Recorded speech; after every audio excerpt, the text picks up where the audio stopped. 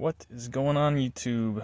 I'm just making this one pretty short today, but I am going to show you guys how to remove the rear seat flaps in a 99-02 Silverado. In this case, I only want to remove this one. I want to leave this one because I'm going to have my subwoofer box sitting on top of this. And the problem is when I put my rear seats up, these rub against the surrounds of the subwoofers. So I just got this box a few days ago, just put it in, and that's something I noticed, so we're just going to go ahead and take care of that so I don't have any issues with the subwoofers rubbing.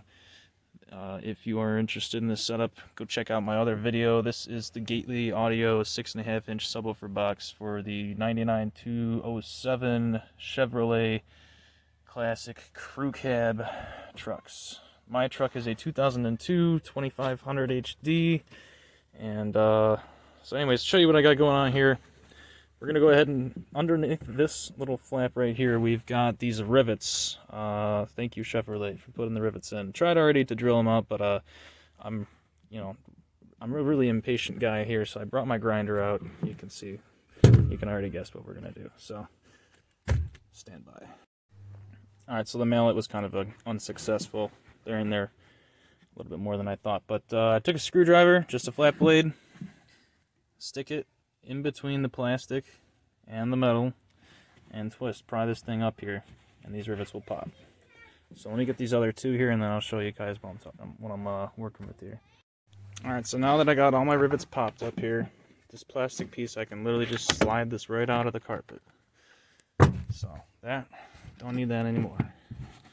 Now the carpet is still obviously going to flap up here, so I haven't really decided whether I want to cut this or if I just want to leave it in and maybe I'll try and tuck it in, or I don't know, tuck it underneath. There's really not really sure what I can do here, but yeah, we're going to try it for now, see what happens. Really the goal is I just don't want my subwoofers to get busted. That's it. Okay, so I actually did cut the carpet, but now you can kind of see what I'm talking about. So now this is with the carpet and the board taken out. You can see there is nothing touching. You can even see light from the door back there almost. So yeah, I mean, it's tight, but it does fit. I just do not want the surrounds to touch the backs of the seats. That's my goal here. And now I'm going to pause this, show you another angle here. So now you can see what I'm talking about. This is without it removed.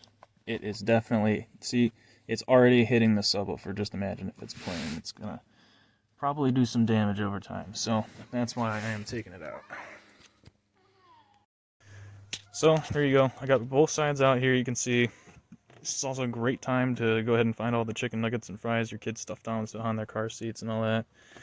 Yeah, if you guys like this video, go ahead and hit the like or subscribe button. I made this video because I looked everywhere on Google and I could literally find zero information on how to take the seat flaps out.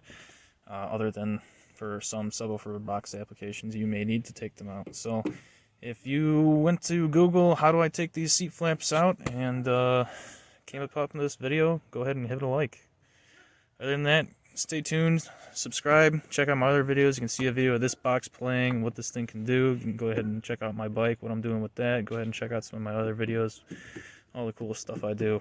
You guys have a good night. Take it easy out there. Thank you.